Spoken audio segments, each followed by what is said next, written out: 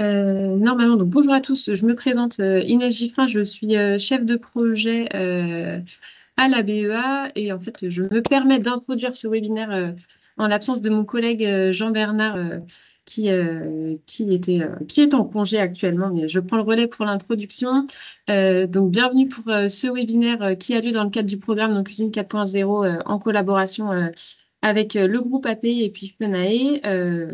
Donc, on vous propose ce webinaire sur un focus ergonomie et avec sous l'angle de nouvelles technologies, notamment avec plusieurs interventions. Voilà, je ne vais pas vous en dire davantage. Je vais laisser directement la parole à Jacques Renaud de Fenae qui va poursuivre cette introduction. Bonjour à tous, ravi de vous accueillir sur ce webinaire. Donc ce webinaire, on a choisi avec la BEA et l'IGERIA, enfin maintenant AREA Pays de Loire, de l'élargir à un plus grand public.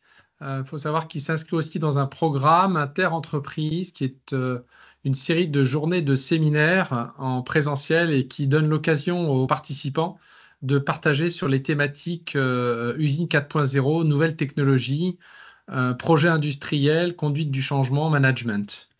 Donc, on a organisé ce séminaire entre la troisième journée et la quatrième, enfin, ce webinaire entre la troisième journée et la quatrième journée pour pouvoir aborder dans un temps spécial avec Pierre Plantard ce sujet ergonomie, organisation au poste de travail.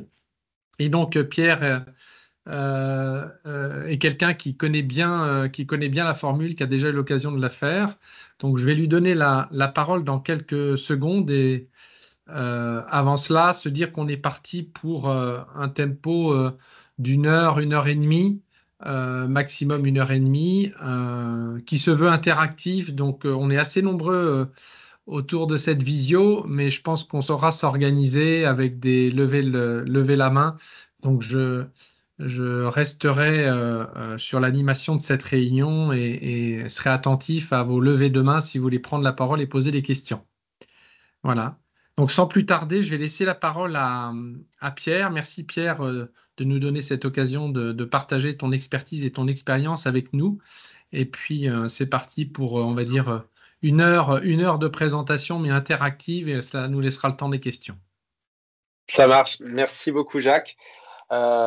Juste petit détail technique, est-ce que vous voyez bien mon écran? Oui, c'est bon. Oui, c'est bon. C'est tout bon, parfait. Merci pour l'opportunité de me faire intervenir sur cette thématique qui va tourner autour de la prévention des TMS, donc les troubles musculo-squelettiques et les technologies innovantes comme facilitateurs de la mise en place de prévention. Donc rapidement, je vais juste une petite slide pour me présenter. Donc moi, j'ai plutôt un background de chercheur spécialisé en biomécanique, donc tout ce qui va être interaction de l'humain dans son environnement et notamment des contraintes qui peuvent être induites par cet environnement-là et l'interaction entre les deux. Et en informatique, donc j'ai fondé une société Movency, j'en parlerai un petit peu, qui propose donc des services et des technologies au service de l'ergonomie et de la prévention des troubles musculo-squelettiques via des nouvelles technologies. J'ai une expérience en recherche, notamment en ergonomie, donc appliquée vraiment sur l'ergonomie des postes de travail, où j'ai travaillé notamment chez Sanden, donc à Tinténiac, pas très loin, mais également beaucoup chez Forvia dans l'industrie automobile. Maintenant, voilà, l'entreprise Movency a de l'expérience dans tous les secteurs d'activité, notamment agroalimentaire. Et plus récemment, je fais partie des membres experts normalisation de l'AFNOR, qui donc édite les règles notamment de bonnes pratiques d'intégration d'exosquelettes, mais également sur un autre groupe de travail sur la mesure de la pénibilité et tous ces sujets. Donc voilà rapidement pour moi. Très très rapidement aussi sur Movency. Juste pour vous expliquer, on est une vingtaine de collaborateurs. On travaille avec plus d'une centaine d'entreprises. On est issu de la recherche, comme je le disais, donc on passait de chercheurs pour développer des solutions. Et on a une grosse activité interventionnelle, donc d'analyse ergonomique et autres.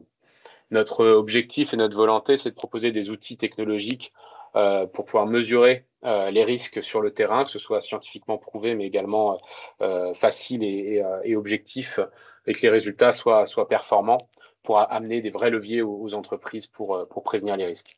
Donc, soit on vend les solutions qui sont utilisées en usage interne par des préventeurs, par des responsables HSE, par des ergonomes, soit on vient les accompagner dans la mise en place de leur démarche de prévention.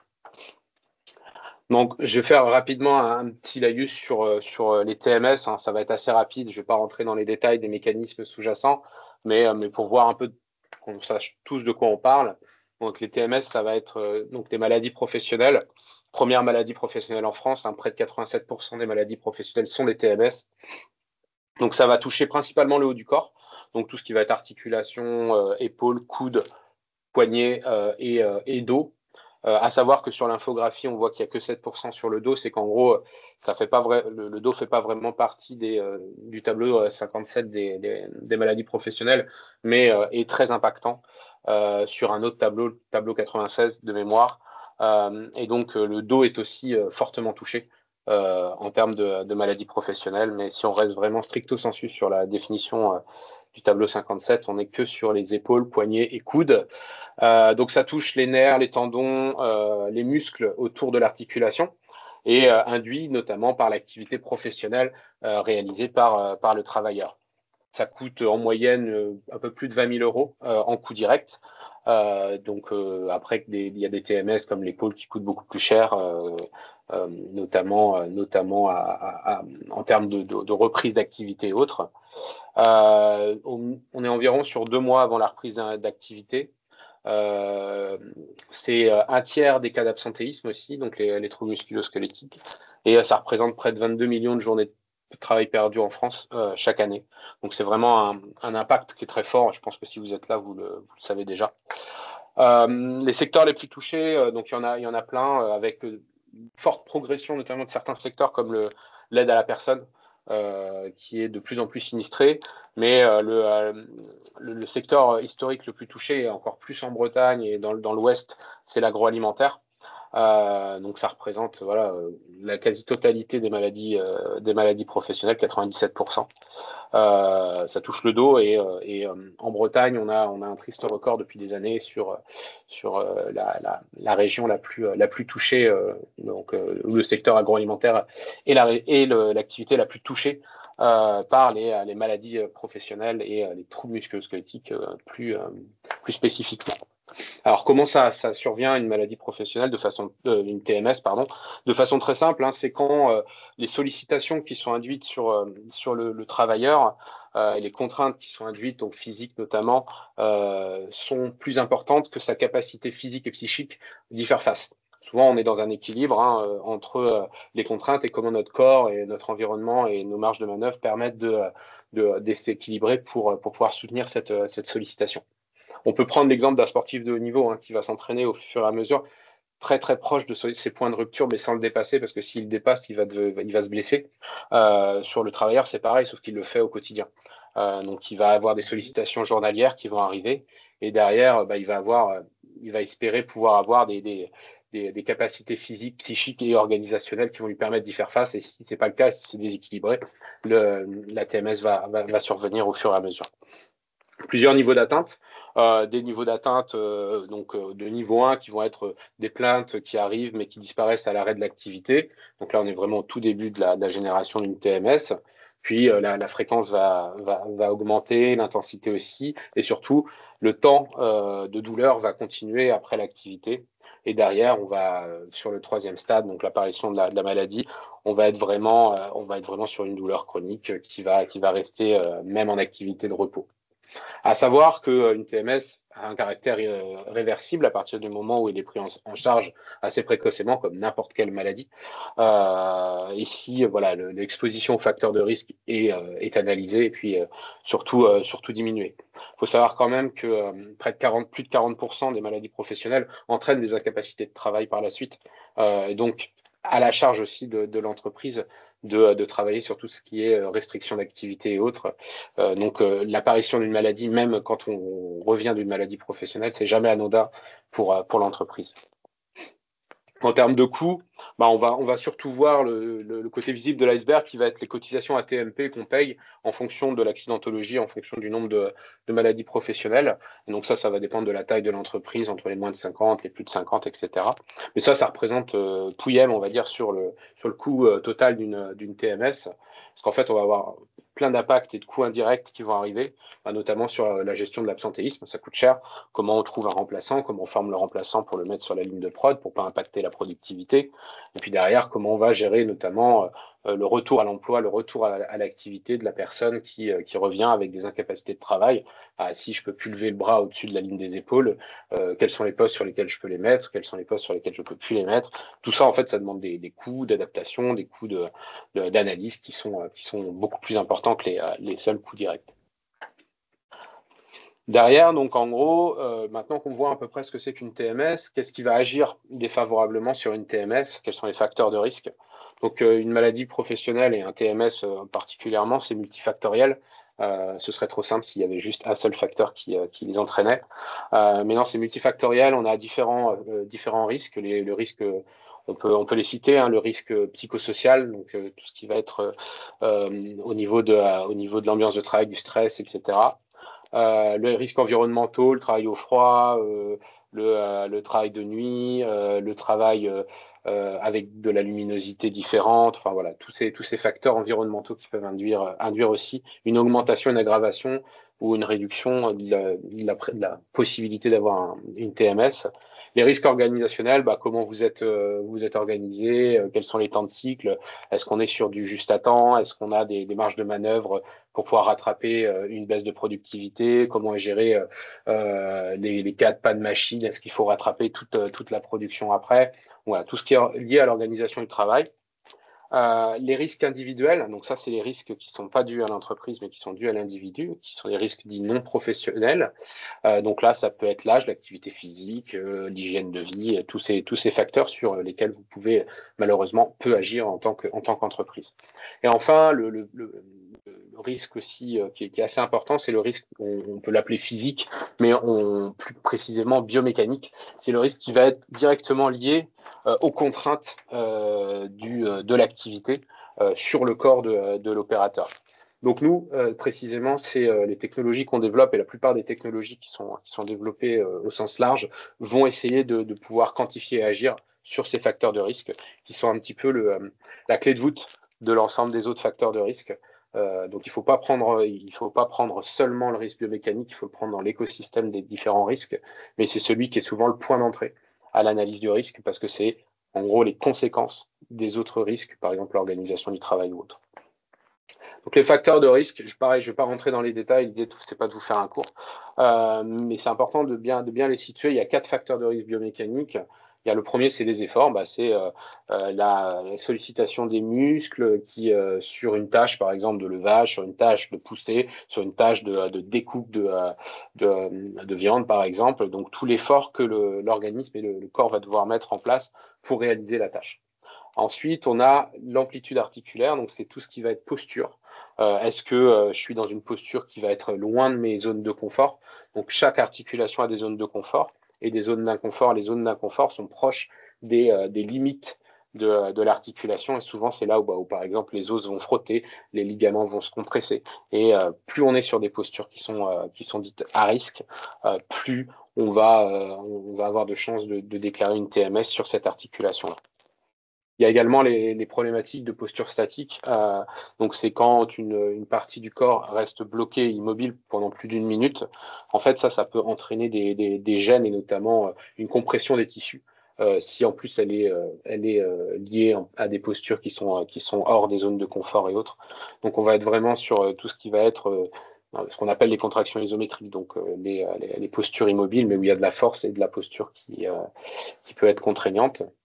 Et enfin, dernier facteur de risque, la répétitivité. Donc, c'est en gros toujours la même partie du corps qui va être sollicitée, toujours le même muscle qui va être sollicité. Et donc ça, si on n'arrive pas à équilibrer les activités musculaires et d'être toujours sur les mêmes faisceaux musculaires, les mêmes muscles, les mêmes articulations, et qu'il y a peu de pause, on va entraîner en fait une sursollicitation des mêmes parties du corps. Si on met ça sur 8 heures tous les jours pendant plusieurs années, en fait le muscle sous-jacent et l'articulation va se fatiguer beaucoup plus vite. C'est comme quand on utilise une pièce, on usine une pièce qui est usinée, qui est utilisée beaucoup, elle va s'user si elle n'est pas compensée par un autre mécanisme. Donc voilà pour les facteurs de risque biomécaniques. Du coup, maintenant, je vais vous présenter un petit peu les différents outils qui vous permettent de pouvoir mesurer ces risques-là, en partant toujours de ce qui se fait traditionnellement vers les technologies les plus avancées par la suite. Du coup, sur la partie effort, à savoir que l'effort, c'est quelque chose d'assez compliqué à mesurer.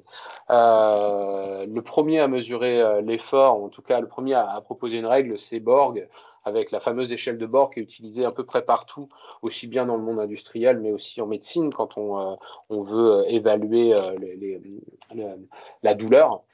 C'est pareil pour l'échelle de Borg, c'est quelque chose de très simple à mettre en place, où vous demandez à l'opérateur de situer l'effort de la tâche qu'il réalise. Alors c'est très simple à mettre en place, il suffit d'avoir juste un petit référentiel et de demander à l'opérateur de pouvoir se situer vis-à-vis de ça. Mais c'est une évaluation qui est totalement subjective, qui va dépendre énormément donc de la sensibilité de l'expérience de la personne, de son point de comparaison. Donc il y a des gens qui sont beaucoup plus durs au mal et d'autres beaucoup moins. Donc forcément, ça va être très très biaisé, ça va être très peu quantitatif, quasiment pas reproductible, et du coup avec une validité qui va être très légère. Derrière, ça pose un problème de neutralité, parce que forcément, ça va être de l'auto-évaluation. Donc, comme je vous le disais, c'est quelque chose qui peut aussi rentrer sur aussi une revendication, ou j'ai pas envie qu'on vienne me voir, donc je vais dire que tout va bien. Donc là, on est vraiment sur des outils qui vont être très, très subjectifs. Et puis, on va être aussi sur une perception globale. Et pas lié à une zone anatomique précise. L'objectif, c'est de pouvoir essayer de diminuer une TMS, par exemple, sur le dos, sur l'épaule ou autre. Si on a juste une notion d'effort global, ça donne peu d'indices sur les articulations qui sont les plus à risque et sur lesquelles il faut agir le plus directement possible. Donc ça, c'est vraiment l'initial. Par la suite, donc, il y a des technologies qui se sont développées, et notamment ce qu'on appelle l'EMG, donc qui est l'électromyogramme de masse. C'est donc un techno, un capteur qu'on porte et qui va mesurer l'activité électrique du muscle pour obtenir de façon indirecte l'effort en fonction des contractions musculaires réalisées par le travailleur. Donc, c'est tout simplement 2 électrodes qu'on va placer sur le brin du muscle, et le courant électrique, il faut savoir que vos muscles ils sont innervés, les fuseaux neuromusculaires de votre cerveau qui commandent les unités motrices permettant de bouger. Donc, plus il y a un influx électrique important, plus on va vous demander d'avoir des efforts importants. Et du coup, donc, ces petits systèmes-là permettent de mesurer de façon indirecte l'effort en fonction de votre force maximale que vous allez pouvoir déployer. Donc ça, c'est un outil de référence. Faut savoir que on l'appelle électromyogramme de surface. C'est qu'avant, il y a très longtemps, on utilisait des aiguilles qu'on plantait à l'intérieur du muscle pour pouvoir avoir vraiment le courant électrique. Donc on a arrêté parce que c'était limite un peu invasif, ça picotait un petit peu, et du coup on est passé sur vraiment des électrodes qu'on met à la surface du muscle. Donc voilà pour le côté surface, et c'est quand même un peu plus léger et acceptable pour faire une mesure. Donc c'est un outil de référence, c'est-à-dire qu'il est validé scientifiquement, c'est-à-dire que les données sont quand même suffisamment fiables. Le problème et la limite de ces outils-là, c'est que ça va nécessiter une expertise importante en biomécanique, en anatomie. Il faut connaître tous les muscles, il faut savoir où ils sont placés, dans quelle orientation sont placés les brins musculaires. Donc c'est difficilement accessible pour un non-spécialiste. Donc souvent, vous allez pouvoir faire intervenir des experts, mais plutôt en mode prestataire sur ces outils-là, ou alors vous avez des ergonomes qui sont issus de biomécanique, des filières STAPS, qui savent utiliser ces outils-là. Mais ça reste quand même des outils très ponctuels à utiliser. Donc c'est contraignant à mettre en place. On ne va pas le faire de façon générique, on va vraiment faire ça pour des activités bien précises. Je vous présenterai un cas d'usage par la suite. Et aussi, une des vraies limites, c'est que on ne va pas avoir une interprétation en termes de risque de TMS.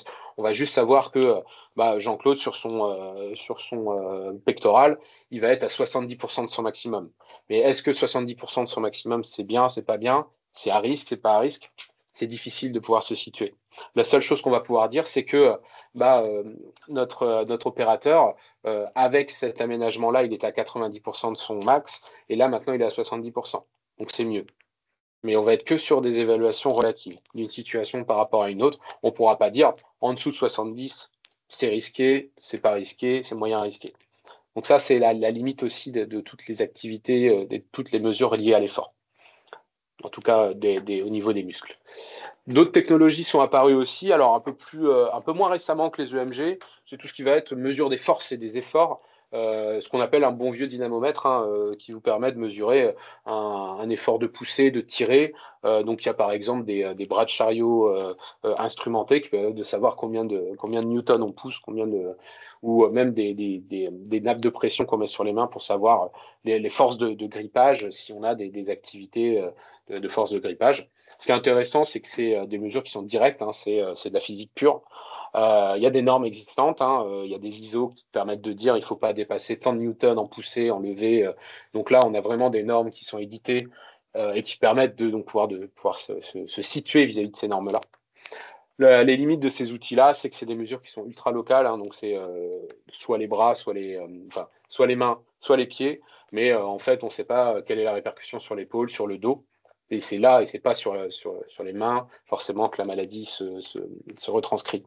Donc là, on n'a pas une vision par articulation, par muscle, ce qui est quand même limitant. Et là, si on continue toujours dans la technologie un peu plus avancée, on a maintenant des outils qui vont être beaucoup plus mathématiques, qui vont être en fait des modélisations purement mathématiques, ce qui va vous permettre en fait, à partir juste du mouvement de la personne, de pouvoir reconstruire son squelette mathématiquement, reconstruire ses muscles mathématiquement, et dire par rapport au geste qu'il fait, je vais pouvoir dire que le muscle là, il fait ça, il fait ça, il fait ça. Donc ça, c'est vraiment des outils plutôt encore de recherche, mais qui vont être de plus en plus accessibles grâce à l'IA. Vous allez voir, je vais en parler de plus en plus, parce qu'en gros, va faciliter le développement de ces outils d'estimation qui vont être totalement indirects et qui vont être quand même beaucoup plus efficaces. Donc, ce qui est intéressant avec ces technos-là, c'est qu'il n'y a pas besoin de capteurs sur le corps, c'est totalement non-invasif.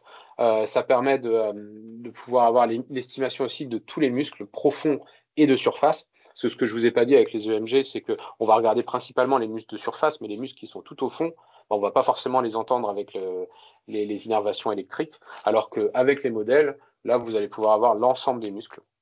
Par contre, c'est un outil qui est ultra complexe. Moi, les seuls que j'ai vu utiliser ça, c'était quand j'étais en laboratoire. Donc, on n'est pas du tout sur un outil qui va être disponible pour l'industrie. C'est très dépendant du bruit de mesure, des mouvements et des postures que vous allez pour animer votre modèle. Et pareil, c'est toujours difficilement interprétable en termes de risque. Est-ce que c'est risqué, pas risqué? On est à 50% de notre max, etc. Donc, il n'y a pas de norme encore qui existe. Je vous l'ai mis parce qu'en gros, l'évolution technologique fait que ça va bientôt devenir réalisable à partir d'une simple vidéo prise par un smartphone. Il faut s'imaginer que pour la petite vidéo qui tourne là, du mec avec qui fait du vélo, ça c'est des collègues chercheurs qui l'ont fait. Ils ont eu besoin donc d'un système de 12 caméras avec des capteurs, des marqueurs réfléchissants qu'on a mis partout sur le corps pour pouvoir obtenir cette qualité de données. Maintenant, on voit des recherches qui permettent de le faire à partir de smartphones. Donc, dans quelques années, on va pouvoir, à partir d'une simple vidéo, dire « Ok, moi, mon gars, il a, par exemple, une sursollicitation au niveau de l'épaule grâce à l'intelligence artificielle. » C'est pas encore dans les bacs, comme on dit, mais ça arrive bientôt. Maintenant qu'on a vu toute la partie effort, il y a toute la partie posture aussi qui est très importante. Là, il y a beaucoup plus de solutions qui sont sur le marché, qui sont déjà développées. Comment ça fonctionne concrètement? En fait, on va avoir besoin de collecter à partir du terrain des données biomécaniques et notamment les angles articulaires, donc de chaque articulation. Ces angles-là vont nous permettre de nourrir des méthodes d'estimation du risque. Ces méthodes vont nous donner un score de risque, dangereux, pas dangereux, moyen dangereux, etc. Et un niveau d'action associé. Donc là, on va avoir vraiment des méthodes qui vont nous donner des guidelines, un guide pour pouvoir nous situer dans l'absolu sans devoir être comparé avec une autre situation. Ça, c'est assez intéressant. C'est beaucoup plus simple à interpréter pour un professionnel. Maintenant, pour obtenir ces données d'entrée, traditionnellement, on utilise une observation directe ou l'œil humain. Donc là, je vous souhaite bon courage pour estimer la flexion de nuque, la rotation, la pronospination de poignet, d'avant-bras, la flexion de dos. À partir d'une simple image, on n'est pas fait pour mesurer ces choses-là de façon précise.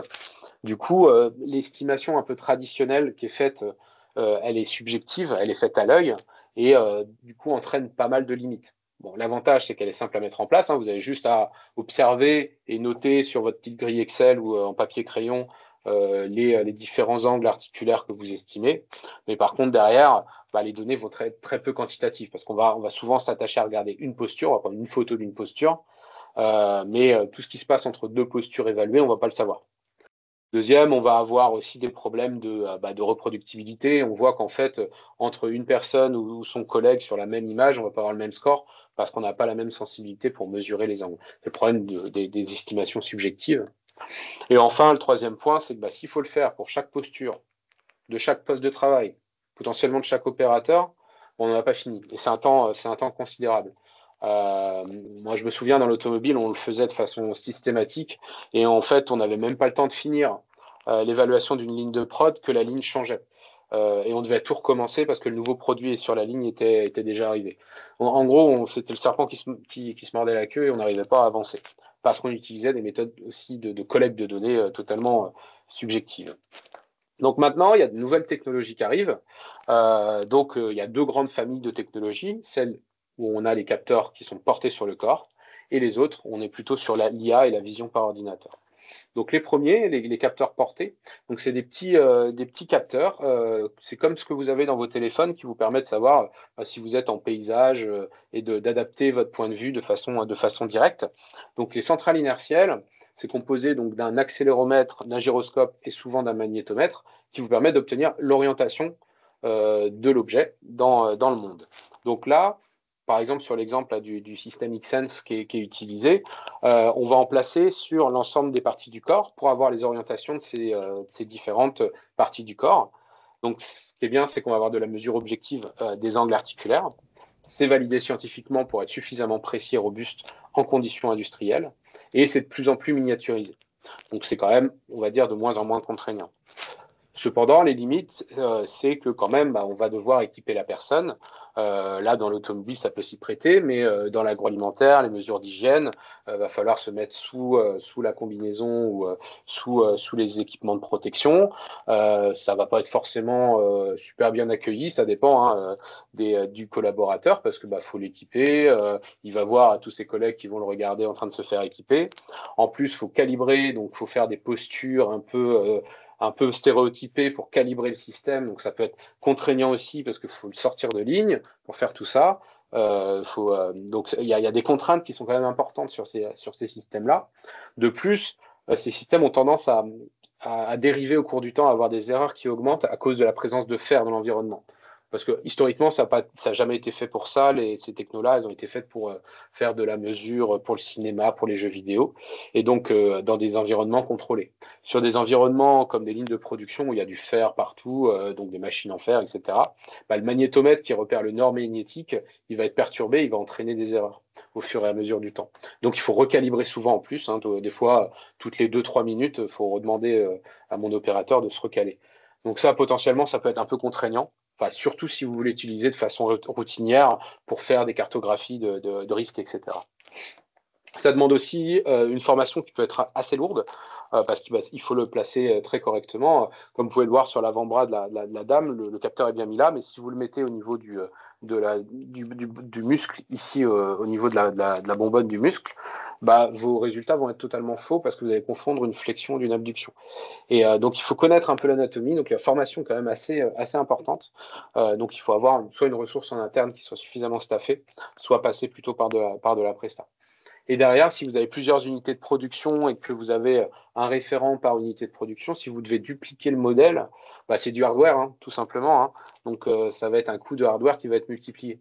Et ça peut vite chiffrer sachant qu'un système, on va dire, pour être opérationnel, il va être aux alentours de 30 kg. S'il faut le démultiplier sur toutes les lignes de production, ça peut être un peu un frein à l'investissement.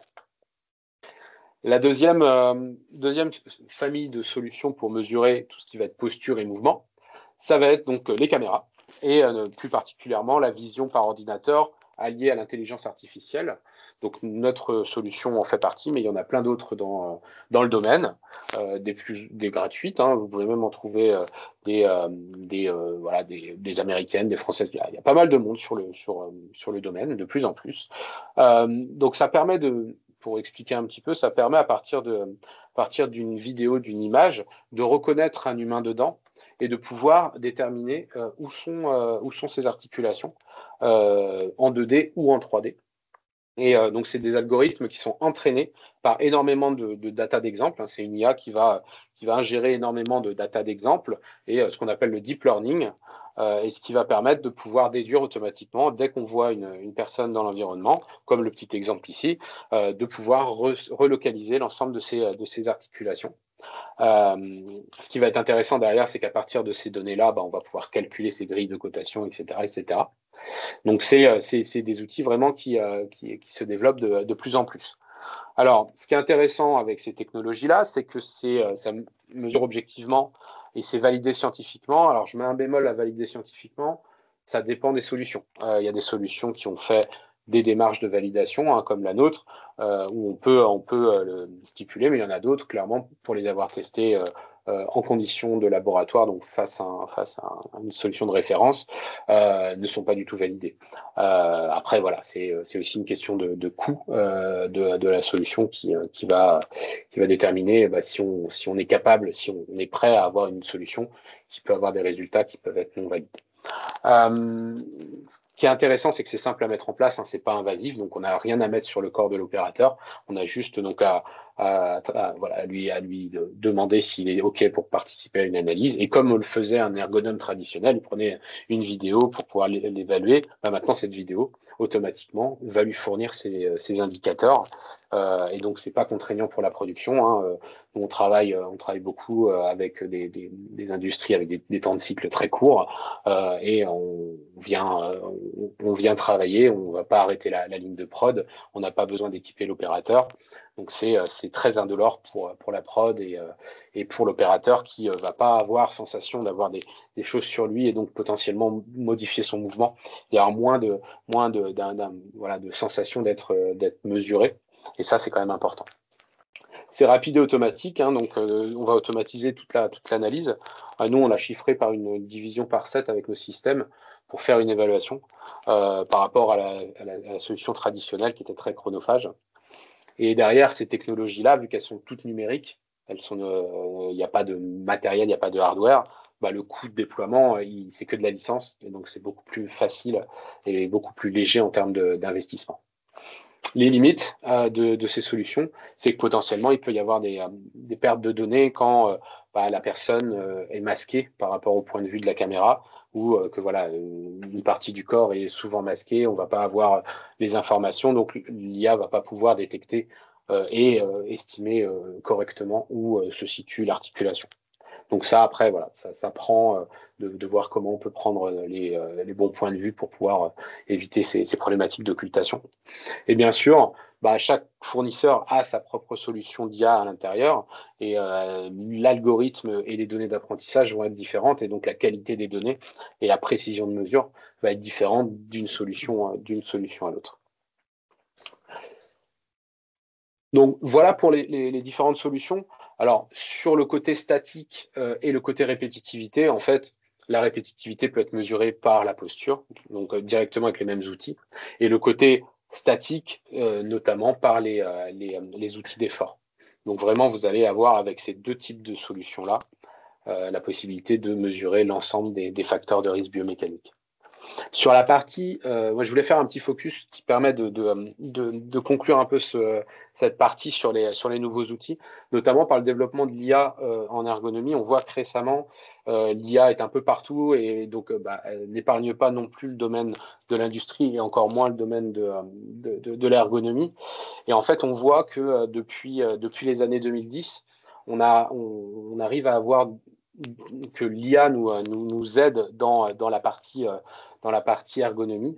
Donc, comme vous pouvez le voir, depuis les années 50, il y a eu un développement des différentes briques fondamentales de l'ergonomie, plutôt méthodologique. Des outils manuels comme Roula, qui est un outil de cotation manuelle. Et à partir des années 2010, l'estimation, le pose estimation et l'analyse de mouvement, drivé par l'IA, commence à se développer.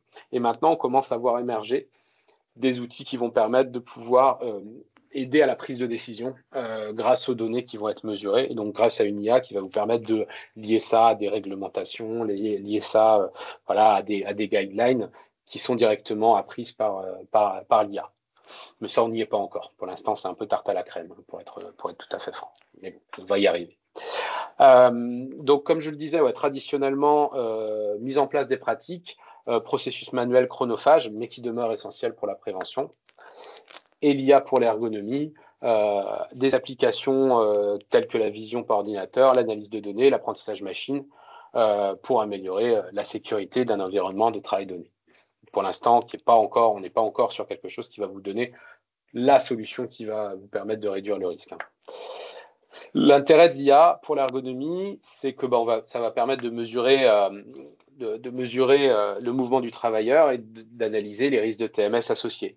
Donc, on va avoir le gain de temps, ça va être super important grâce à l'automatisation par l'IA de l'analyse des risques, capacité donc de faire plus d'évaluations, de pouvoir couvrir de façon plus importante le champ de vos analyses.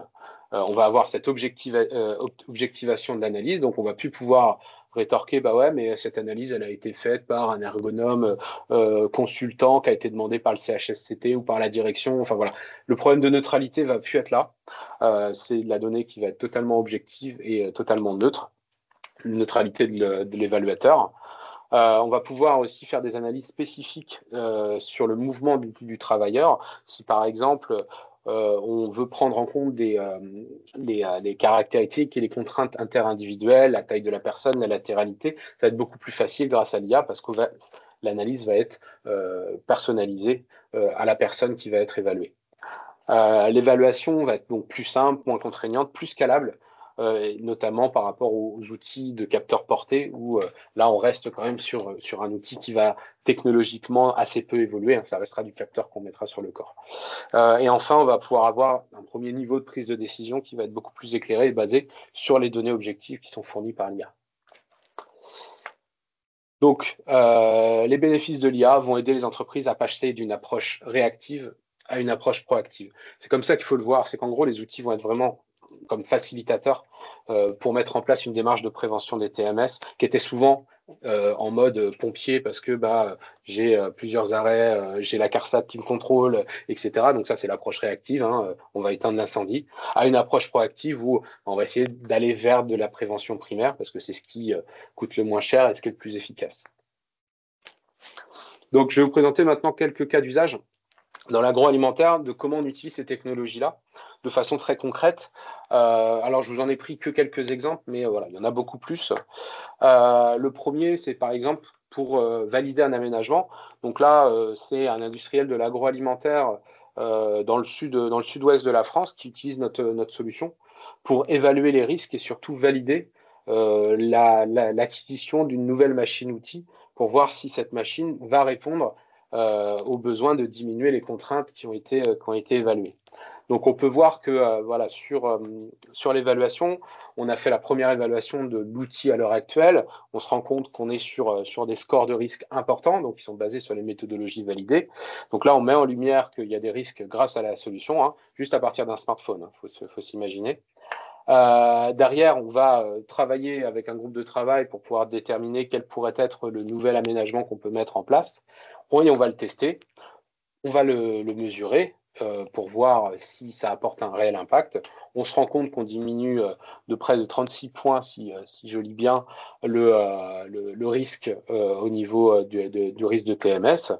Donc 36% de réduction, on valide l'aménagement et donc on peut le mettre en production pour la suite. Donc c'est vraiment dans cette optique de se dire, OK, on mesure déjà s'il y a un risque biomécanique, on va trouver des solutions tous ensemble en groupe de travail et derrière, on va valider objectivement avec les technologies s'il y a un impact positif.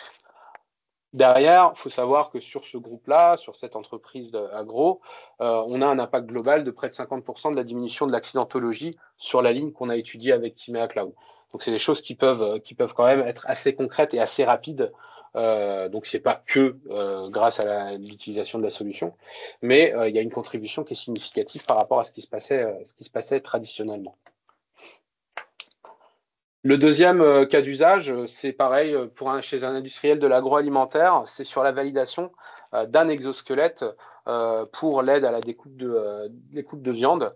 Donc là, cette fois-ci, c'est pas le client qui a utilisé la technologie, mais a fait appel à nous pour faire l'étude. Donc l'idée était de faire une mesure sur le terrain et pas en laboratoire, avec et sans un exosquelette.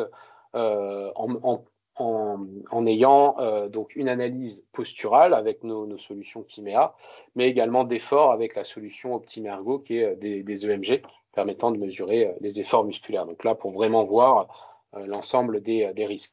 À savoir que pour un exosquelette, c'est intéressant d'avoir les deux facteurs de risque évalués. L'effort, parce que forcément, c'est ce qu'on essaye de diminuer, mais également les postures, parce qu'il peut y avoir un impact important sur les postures. Et donc là, voilà, on a fait une évaluation de façon très, très simple avec ces outils-là en mode Presta. Au regard des résultats, on voit que l'exosquelette n'apporte pas de contraintes supplémentaires. Hein, il peut y avoir une augmentation du coût cardiaque potentiellement. On voit qu'il y a une réduction des efforts sur les muscles fléchisseurs et extenseurs. Il faut savoir que c'est l'activité de découpe donc, qui était très sollicitante sur cette activité-là. Et on a identifié quels sont les axes aussi de réduction du poids du dispositif qui pouvait être amené dans une optique de pouvoir améliorer le dispositif existant. Pareil sur les amplitudes articulaires, sur la partie posture, on a vu qu'il y avait une réduction des contraintes au niveau du coude, donc le coude était amené à être moins sollicité au niveau postural, avec quand même une augmentation du risque au niveau du poignet sur certains degrés de liberté. Donc on voit que les résultats montrent quand même des bénéfices qui sont assez importants, mais tout en ayant des limites, parce qu'il n'y a pas une seule solution, et surtout une solution d'exo qui soit parfaite et qui soit plug and play. Et faut démystifier ça. Voilà, en tant qu'auteur de la norme AFNOR, faut vraiment se dire que c'est une idée d'itération pour pouvoir avoir quelque chose d'opérationnel sur le terrain. Donc voilà, là on drive des prises de décision sur les données, donc c'est des choses qui sont assez intéressantes. Enfin, un troisième cas d'usage, c'est comment on va utiliser la réalité virtuelle pour anticiper le risque de TMS dès la phase de conception d'un poste de travail. Donc là, par exemple, on va utiliser nos solutions qui vont être pluguées chez un partenaire. Nous, on travaille avec Imagine VR, qui est mayennais, juste à côté, et qui, eux, permettent d'immerger dans un poste de travail virtuel.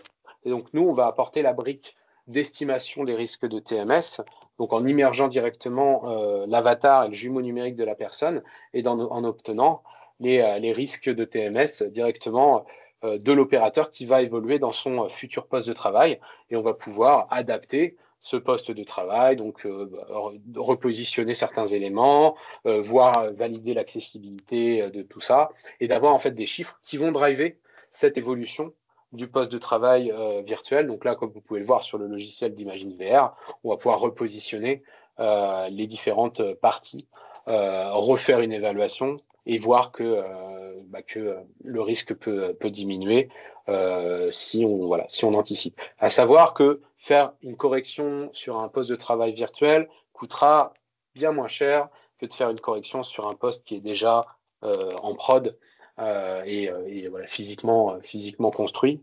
Et donc, tout l'intérêt peut être de l'anticiper. Donc, voilà, je vous présente aussi notre partenaire. Je crois qu'il est intervenu chez toi, Jacques, il y a quelques temps. Mais un truc que je trouvais intéressant dans le journal qui est sorti voilà, en janvier de Travail et Santé, ils ont travaillé avec une entreprise de découpe de volailles, je crois que c'est Volena de mémoire, ouais, c'est ça, du groupe LDC, où voilà, ils ont travaillé sur la validation de leur futur poste de travail avec les opérateurs, et les résultats étaient assez intéressants. Notamment voilà, l'ergonome de Volena qui estimait en moyenne à 40 000 euros d'économiser grâce à la réalité virtuelle en validant les problématiques dès la phase de conception. Si ça vous intéresse, je pourrais vous envoyer le petit document que je trouve assez intéressant. Donc ça, c'est pareil, c'est un autre cas d'usage des technologies. Donc en gros, là, je vous ai fait vraiment un... Juste, Pierre, pardon, si je peux Oui. vous interrompre, on avait une question sur un des cas d'usage, peut-être pour y répondre. La question, c'était dans cet exemple, on est sur un test d'aménagement en total virtuel avant de passer à l'aménagement en réel. Point d'interrogation. C'est le premier cas d'usage. Sur le premier cas d'usage, c'était sur ce cas-là, c'était un cas réel. C'était pas un cas virtuel. Donc, comme vous pouvez le voir, on peut le faire dans les deux. Mais là, on avait la possibilité de tester sur un cas réel. Et du coup, ça a été vraiment une évaluation de terrain sur un cas réel. Donc, ça dépend. Si le réel est disponible, c'est toujours mieux, parce que la limite quand même de la réalité virtuelle, ça me permet de l'introduire, c'est que on va pas avoir ce qu'on appelle le retour haptique, donc le retour d'effort. Notamment si on pense à la découpe de viande, découper dans l'air en réalité virtuelle ou découper sur une carcasse, c'est pas du tout la même chose. Porter une charge en virtuel ou en réel, c'est pas la même chose. Donc on va être vraiment que sur de l'analyse posturale et potentiellement un peu biaisé par le fait qu'on n'a pas ce retour haptique. Mais très bonne question. Est-ce qu'il y a d'autres questions sur la présentation des cas d'usage de Pierre? Si ça vous revenait, n'hésitez pas. On va enchaîner. Je vais garder du temps pour la fin. Là, l'idée, c'était de vous présenter un petit peu comment on met en place un projet de prévention. Enfin, vous donner quelques items et quelques rappels aussi un peu réglementaires sur cette partie-là. Donc, sur les projets de prévention, alors je vais pas vous les détailler tous, mais en gros, quelles sont les exigences réglementaires? Pour rappel, on a donc le document unique des risques professionnels, donc qui induit aussi tout ce qui va être risque physique, donc risque de TMS. Donc ça, qui est une obligation à partir du moment où vous avez plus d'un salarié, qui est une mise à jour annuelle. Et donc ça, les technologies peuvent vous aider à remplir toute la partie risque physique. Derrière, on a également une obligation de réaliser des plans de prévention. Les plans de prévention peuvent être, pour les entreprises de moins de 50, seulement liés aux activités physiques, qu'on appelle le PAPRIPACT, si il y a des risques liés à l'activité physique présents dans l'entreprise. Et pour les plus de 50, le programme annuel de prévention des risques professionnels qui regroupe l'ensemble des risques professionnels, dont le PAPRIPACT, s'il y a des risques d'évaluation, sur l'activité physique. Donc là, voilà, toutes ces mesures, il y a des plans d'action à mettre en place et donc des actions de prévention obligatoirement à mettre en place et à renouveler annuellement.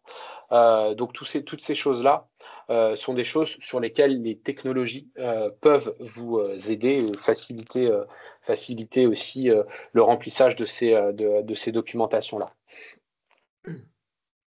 En gros, pour mettre en place un plan de prévention, il faut suivre quelques étapes qui vont être faire l'état des lieux, cibler les besoins, quels sont mes indicateurs de santé, donc souvent faire un diagnostic des différents postes de travail, savoir où sont situés les risques.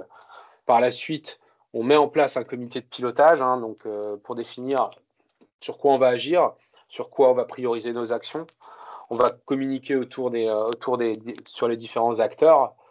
On va mettre en place donc le projet et le pilotage qui va derrière, en définissant ses objectifs et derrière, lister les moyens qu'on va mettre en place pour atteindre nos objectifs en définissant les KPI. Donc tout ça, c'est ce qui va, donc je pense que vous savez le faire, hein, ce qui va être autour des plans de prévention. Derrière, la prévention au sens global, c'est pas qu'une contrainte législative, ça a aussi des avantages. Il faut savoir que les périodes d'amortissement en moyenne sont entre 1,5 et 1,2 pour les petites entreprises, 2 ans. Donc c'est pas de l'argent qui est dépensé. Souvent le retour sur investissement des actions de prévention des TMS est estimé à près de 2,20 € pour chaque euro dépensé. Enfin, il y a près d'un quart des actions de prévention qui sont vraiment minimes, qui ne vont pas coûter très cher et sur lesquelles on peut agir de façon assez rapide et proactive. En gros, là, le conseil que moi je vous donne, notamment si vous voulez vous aider des nouvelles technologies, c'est de se faire accompagner. En gros, ça va vous permettre donc d'avoir des bénéfices aussi d'un point de vue indirect, donc en tout cas diminuer tout ce qui va être nombre d'arrêts de travail, nombre de maladies pro, le TMS, le turnover, les cotisations qui vont en être induites et les coûts d'exploitation. Derrière, ça va aussi pouvoir agir sur d'autres facteurs, comme l'image de marque. On sait que certains secteurs de l'agro sont vus un peu comme des secteurs très contraignants. Mettre en place des actions de prévention peut permettre d'améliorer l'image de marque et donc la facilité de recrutement. On va mettre en place une culture d'entreprise aussi qui va être autour de la prévention des TMS, qui va permettre de sensibiliser les acteurs, parce que les premiers concernés restent les opérateurs. Donc, si vous ne les embarquez pas dans les plans de prévention, dans les actions de prévention, ça ne va pas fonctionner. Et ça va permettre aussi d'améliorer tout ce qui va être qualité, implication, la qualité de vie au travail et donc, in fine, aussi la productivité. Donc ça, c'est vraiment des choses qui sont intéressantes. En termes de prévention des TMS, on va avoir 3 secteurs qui vont être... il y a 3 niveaux de prévention des TMS. Souvent, on commence du rouge pour aller vers le vert. Donc, la prévention tertiaire, c'est j'ai eu une maladie professionnelle. Comment je fais en sorte pour qu'il n'y ait pas trop de récidive sur cette personne-là quand elle revient. Donc là, c'est éviter d'aggraver. La prévention des TMS secondaires, ça va être intervenir lorsque le risque, on l'a identifié comme étant présent. Comment on va agir dessus pour éviter que ça entraîne des lésions donc qui vont être des maladies professionnelles. Et enfin, la prévention primaire, ça va être comment on va anticiper le risque. Comment on va réussir à maintenir une situation d'équilibre où il ne va pas y avoir une dégradation, une augmentation du risque, et comment on va agir sur les facteurs directement pour limiter les conditions d'apparition de la maladie professionnelle. Donc, plus on va être sur une démarche proactive. Et en gros, il faut trouver, l'objectif, c'est vraiment de trouver les leviers qui vont nous faire basculer d'une « je suis en train d'éteindre un incendie parce que je suis contrôlé CARSAT et que j'ai plein de maladies professionnelles sur ce poste-là » à comment je mets en place une culture de prévention, des actions de façon anticipée, quels sont les leviers que je vais pouvoir mettre en place. Et ça va dépendre totalement de la maturité de l'entreprise. Et vous allez pouvoir avoir des réponses en fonction de cette maturité de l'entreprise. On ne vous demande pas d'avoir le niveau de maturité d'entreprise d'un autre secteur d'activité comme l'aéronautique. L'idée, c'est de trouver des solutions qui soient en fonction de votre niveau de maturité. Et la technologie, par ses différents médias, par ses différents moyens, va être un facilitateur pour ça. Je vais vous donner quelques exemples de nous, ce qu'on peut réaliser. Par exemple, sur tout ce qui va être sensibilisation et montée en compétence des équipes.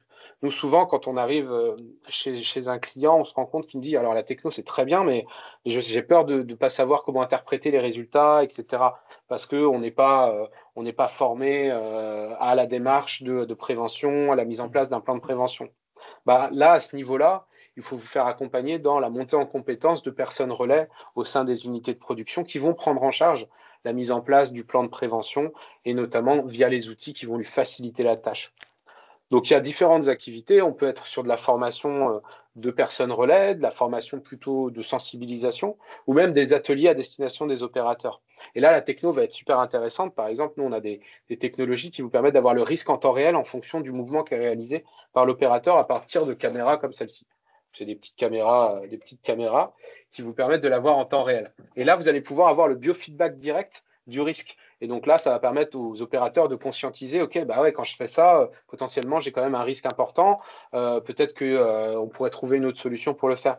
Et ces petits ateliers-là, c'est assez puissant grâce à la technologie parce qu'en fait, c'est très pédagogique. On va voir les petits bâtons de couleur et en fait, on va se rendre compte très facilement. On n'a pas besoin d'être un spécialiste en ergonomie. Donc, l'opérateur va pouvoir se rendre compte et conscientiser que potentiellement, ce risque-là, il est important.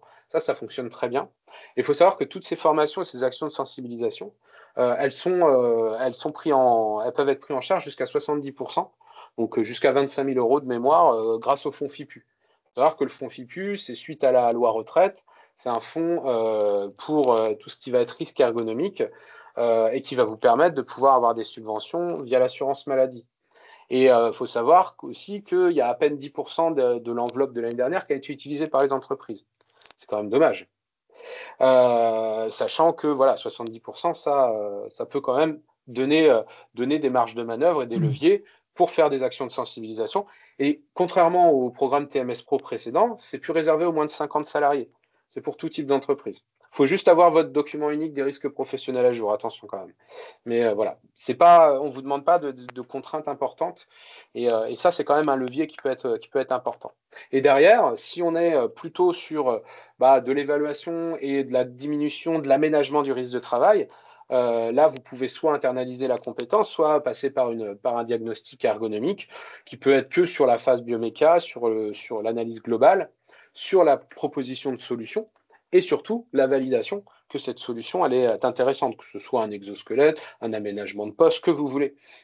Et là encore, ce qui est intéressant, c'est que le diagnostic ergonomique peut être pris en charge, la mise en place d'un équipement peut être pris en charge et l'aménagement d'un poste de travail peut être pris en charge. Vous pouvez même être pris en charge les ressources internes que vous mettez sur la prévention des TMS. Donc avec tous ces leviers-là, au-delà on va dire du côté technologique, il y a aussi des leviers qui sont accessibles via ce fonds FIPU et qui peut permettre de pouvoir accélérer et en tout cas mettre en place des choses en fonction des leviers. Et voilà sur la présentation. Donc j'ai pris 1 heure, ce qui nous laisse quand même pas mal de temps pour échanger. Pareil, si vous voulez qu'on discute spécifiquement exo, enfin voilà, je suis à votre disposition. Là, j'ai 1 demi-heure en tout cas pour échanger si ça vous intéresse.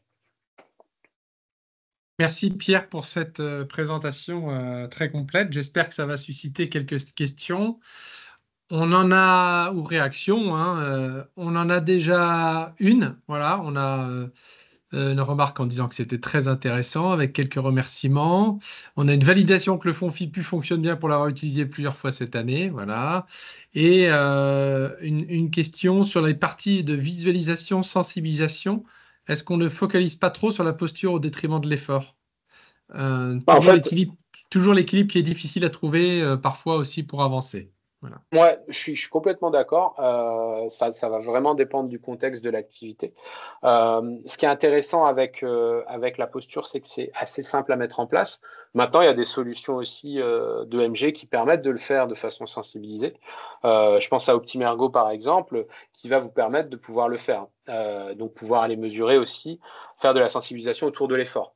À savoir que les ateliers, nous, ce qu'on fait, donc on passe par la posture et le média de la posture pour faire prendre conscience, mais on ne reste pas là-dessus, on va aussi, c'est un atelier où on va donner aussi des notions sur les efforts, sur l'ensemble des choses.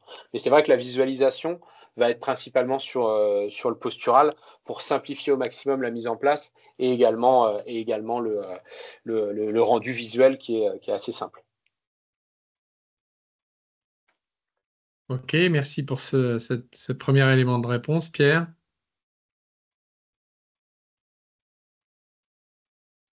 Est-ce que vous avez des questions particulières? Tu évoquais les exosquelettes, Pierre. Ouais.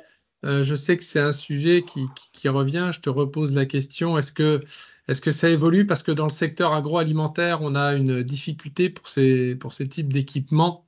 C'est l'aspect sécurité alimentaire, respect d'un certain nombre de normes qui peuvent parfois faire renoncer à ce type de projet pour des questions d'hygiène. Est-ce que c'est un sujet qui évoluent. Est-ce que tu as des remarques, des commentaires pour qu'on puisse avancer sur ces points bloquants ou les contourner? Alors sur la partie exo, c'est vrai que c'est un topic important. Euh, je sais que dans l'agroalimentaire, moi, les seules réussites que j'ai vues étaient principalement sur les activités plus de port de charge et logistique que sur la prod en elle-même, de par la difficulté aussi des temps de cycle courts. On est quand même souvent sur des temps de cycle courts quand on est en prod. Après, ça dépend des domaines d'activité dans l'agro, c'est vaste. Mais on est plutôt, la mise en place d'exosquelettes est plutôt privilégiée sur tout ce qui va être port de charge, packaging et autres. Là, les exemples autour de la découpe de viande, c'est vraiment des dispositifs qui sont encore à l'état de recherche, expérimentaux. On n'est pas sur des choses qui sont plug and play à date. Et c'est vrai que le secteur agroalimentaire est quand même un peu plus complexe dans son activité première de transformation d'alimentation. Il y a des exemples. Alors, moi, je pense par exemple, à côté de nous, là, du groupe Le Duf, la Bridor, par exemple, qui utilise des exos, mais vu qu'eux, en fait, ils ont principalement beaucoup d'automatisation et la seule activité, c'est le port de charge, donc beaucoup plus facile à intégrer sur un exo. Sur des activités de triage, sur des activités de manipulation de nourriture, c'est encore assez complexe. Maintenant, c'est comme avec la robotique, c'est que c'est aussi complexe avec la robotique. Donc, peut-être compenser et passer par un exo avant de passer par de la robotique serait peut-être plus accessible techniquement, mais on n'y est pas encore. Honnêtement, et sur la partie hygiène, je pense que c'est pas le seul problème, c'est aussi le problème de l'activité qui est réalisée. Et les activités qui sont complexes souvent, là nous on parle de problématiques au niveau de l'avant-bras et du travail du poignet. C'est pas des activités qui sont facilement intégrables au niveau d'un exosquelette classique, quoi. Pour compléter, juste, nous, on avait fait une visite chez Mère Alliance, du coup, côté Quimper, qui a mis en place des exosquelettes et donc pas sur la partie prod, comme vous disiez, mais vraiment sur la partie porte de charge. Ça a vraiment bien marché et l'élément un petit peu qui coïncidait avec les retours d'expérience des différentes entreprises agro qui étaient là, c'était aussi le frein, c'était l'acceptation, en tout cas, aussi des collaborateurs à porter l'exosquelette ou non. Et ça, c'est vrai que du coup, on avait une présentation de la mise en place du projet de A à Z chez eux et comment est-ce qu'ils avaient impliqué justement les collaborateurs dans le choix de l'exosquelette, dans leur utilisation, etc. Et ça avait vraiment été un point très positif pour la mise en place de ce projet-là qui fonctionne depuis très bien et qui est bien accepté aussi dans les équipes. Bah, c'est super important. On le met dans le projet d'intégration sur la norme qui a été publiée récemment, mais même les recommandations de l'INRS, je vais avoir des choses là-dessus. Sur l'intégration des opérateurs sur donc, vous pouvez trouver par exemple la doc de l'INRS qui est ED 6315 qui parle notamment de la mise en place d'un exosquelette. J'ai plus le nom en tête de la norme NF qui vient de sortir aussi. Mais et sur toute cette démarche en fait d'implication, il faut mesurer en fait, il faut réussir à quantifier, donc à impliquer les opérateurs, mais également à quantifier l'usage et l'usabilité de ces solutions-là, parce que c'est souvent un risque et je pense que là, de mémoire, j'en discutais avec un fournisseur d'exosquelettes, mais lui plus dans le médical sur le dos, il disait que près d'un exosquelette sur deux à l'heure actuelle qui a été acheté n'est pas utilisé. Donc on est quand même sur 50% de perte. Vu le prix, il faut vraiment faire attention à la démarche et il faut anticiper. Et pareil, nous, ce qu'on conseille, c'est de se faire accompagner donc par un professionnel sur la démarche de qualification, parce que ça se trouve, il y a des solutions qui vont être bien plus performantes, bien moins coûteuses qu'un exosquelette. Mais tant qu'on n'a pas analysé l'activité, on va pas pouvoir le déterminer. Et là, encore une fois, les technologies sont là pour faciliter ces choses-là, pour pouvoir aider à mesurer. Si je me permets de répondre aux petites questions que je vois arriver, sur la partie outils de captation qui permet de visualiser les membres. Alors, les membres sont estimés quand on est sous la table. Là, l'objet, c'était de regarder le risque au niveau du haut du corps. Donc, on peut masquer le bas du corps quand il n'est pas vu, parce que les données sont pas forcément précises si on voit pas les articulations. Si on veut faire du corps entier, faut juste le mettre en fait derrière la table. On peut prendre de dos la personne, il n'y a pas de souci, et on verra l'ensemble des membres. Je suis d'accord sur le côté des exos, sur le côté tâche fixe. En gros, faut arrêter de voir faut pas voir l'exosquelette comme quelque chose de multitâche. À l'heure actuelle, c'est quelque chose qui va être prescrit pour une tâche donnée. Et souvent, le travail est beaucoup plus riche qu'une tâche donnée. On n'est plus à l'époque de Charlie Chaplin. Donc forcément, on a une diversité de tâches et d'activités motrices qui sont faites. Et il faut trouver l'exosquelette qui va permettre de répondre à une partie des tâches qui sont monotâches sur lesquelles on va pouvoir aider. Mais sur toutes les autres, ça va pas aider et potentiellement, des fois, ça peut même entraîner des contraintes parce que si on est sur un geste qui n'est pas prévu par l'exosquelette, on va devoir pousser un peu plus fort, etc. etc. Donc ouais, très monotâche, un exosquelette, mais à la fois, sur des choses simples, port de charge ou autre, ça peut aider. Mais sur des choses plus complexes, c'est plus compliqué.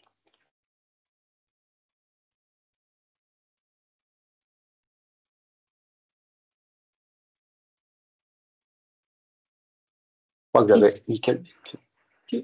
Ah, on a une nouvelle question. Que pensez-vous des gilets de type Perco, si je le prononce bien? C'est filmé.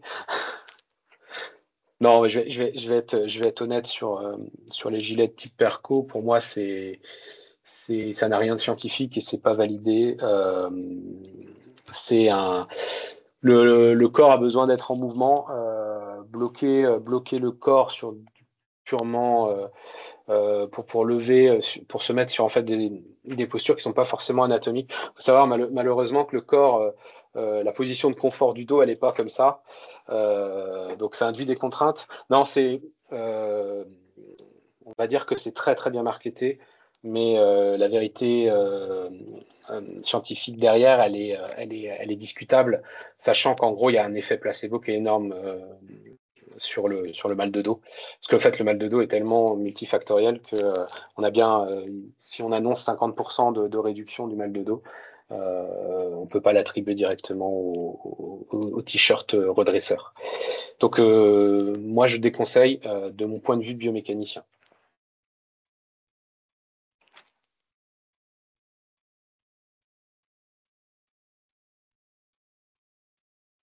Donc, ouais, donc juste par rapport aux exos, voilà, je voulais vous mettre quelques petits points. Moi, voilà, que j'aime bien résumer à la fin sur ces interventions-là. Intégrer un exosquelette, ça va dépendre de l'analyse ergo qui a été fait avant et des marges de manœuvre que vous avez sur l'aménagement des postes. C'est toujours mieux d'adapter le travail à l'humain que d'aider l'humain à supporter le travail. Si on n'a pas le choix, il faut mieux compenser que rien. Et donc, c'est important de ne pas mettre la charrue avant les bœufs, de ne pas acheter la solution avant de... Voilà, comme je le dis souvent, vous n'allez pas acheter des lunettes avant d'avoir été diagnostiqué astigmate ou myope. Donc, on va diagnostiquer et ensuite, on va trouver la solution. Quelques tips, sur le bilan. Il n'y a pas de recette magique, il n'y a pas un exosquelette qui va fonctionner. Il faut le démystifier un petit peu, c'est très monotâche. Ça répond qu'à une activité. Mais c'est intéressant quand même. Enfin, là, j'ai l'impression d'être négatif, mais par contre, ça peut apporter vraiment. Hein, moi, j'ai des souvenirs sur la SNCF ou la RATP où vraiment on va travailler sur du travail en hauteur. Ça va vraiment aider au niveau du haut du corps. L'importance d'avoir les opérateurs volontaires dans la démarche, ça, même pour derrière, si vous voulez pérenniser l'usage, il faut les intégrer dès le départ. Bien définir le périmètre d'action, ça va pas tout faire. Quelle activité on va travailler, mesurer l'impact de l'exosquelette en termes d'usage et en termes de remontée aussi subjective. C'est important d'avoir aussi les feedbacks opérateurs sur ok, je me sens mieux ou ouais, j'ai pas l'impression que ça me fait quelque chose. C'est super important, super riche pour driver aussi la suite d'un déploiement potentiel de ces outils-là.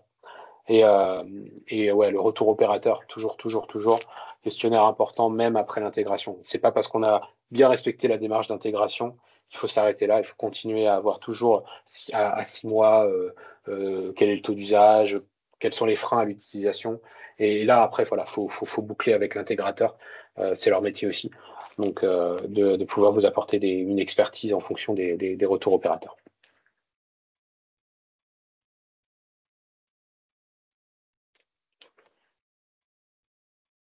Merci. Est-ce qu'il y a d'autres questions parmi vous? Ou est-ce que tout est clair dans ce qui a été présenté? Ah, une dernière question. Est-ce que vous avez mesuré le ROI d'une étude qui couplerait l'utilisation de Chiméa en initial et d'aménagement associé en virtuel plus en réel après validation? C'est peut-être large comme question. Ouais, il y a beaucoup de choses. Il y a beaucoup de choses. Nous, on a des ROI sur l'accidentologie, plutôt sur le réel, pas encore associé au virtuel. Sur le ROI associé au virtuel, c'est plutôt du côté d'Imagine VR, sur le cas d'usage avec Volena. Je sais que c'est utilisé en standard chez des entreprises, dans pas mal d'entreprises, notamment dans l'automobile, pour valider n'importe quel nouveau poste nouveau poste de travail. En gros, on va à chaque fois qu'il y a un nouveau poste de travail, nous par exemple on travaille avec Airbus, avec OP Mobility sur ces sujets-là, ils utilisent notre solution couplée à la VR pour pouvoir valider accessibilité et prévention des TMS, et il y a un go-no-go qui est fait systématiquement. Mais voilà, c'est des entreprises qui sont ultra structurées sur ce domaine-là en tout cas. Par contre, derrière, ils peuvent justifier d'un ROI important, parce que derrière, leurs postes ont déjà des scores de risque qui sont acceptables, et donc quand ils refont des aménagements dessus, ils ont déjà une base qui est plutôt saine. Après, d'avoir vraiment un ROI sur la partie VR encore à l'heure actuelle, on a initié le partenariat il y a une petite année avec Imagine VR. Donc on a si avec le groupe SEB, il y a un exemple que je pourrais vous donner avec le groupe SEB qui a utilisé les deux solutions couplées, qui est intervenu la semaine dernière d'ailleurs pour présenter ça. Donc je pourrais retrouver, mais oui, ils ont chiffré le ROI. Donc si je note votre nom, je pourrais vous envoyer la documentation sur le ROI qu'ils ont, eux, donc groupe SEB à Mayenne, à Moulinex, qui est juste à côté.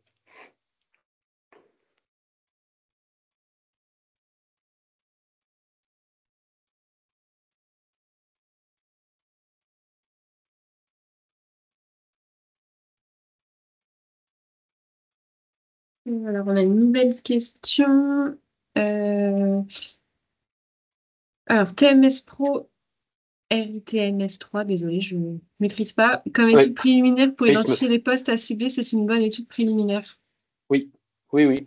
Tout ce qui va être de toute façon préconisé par CARSAT et NRS sont des méthodologies qui sont validées. Après, voilà, la difficulté, c'est que c'est du traitement manuel, mais ça peut être une bonne première étape pour faire un premier diagnostic. En fait, voilà, tout dépend du temps et de la complexité à remplir ces méthodes.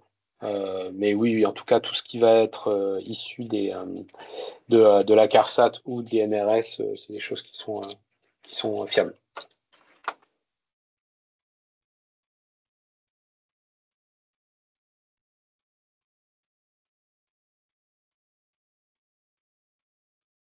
Merci.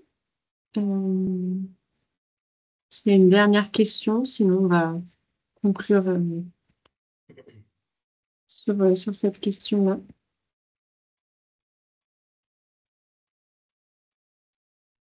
Donc, ça a l'air bon, en tout cas. Apparemment, il n'y a pas d'autres questions. Ouais. Ok. Merci, en Pierre. tout cas, ouais, merci beaucoup de votre écoute. J'espère que ça vous a intéressé. Si vous avez d'autres questions qui vous viennent, vous avez mon contact, et je serai ravi de vous répondre sur des points plus spécifiques. Surtout, n'hésitez pas.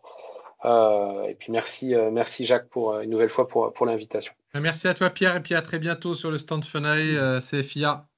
Ça marche. T'es le bienvenu. Avec plaisir.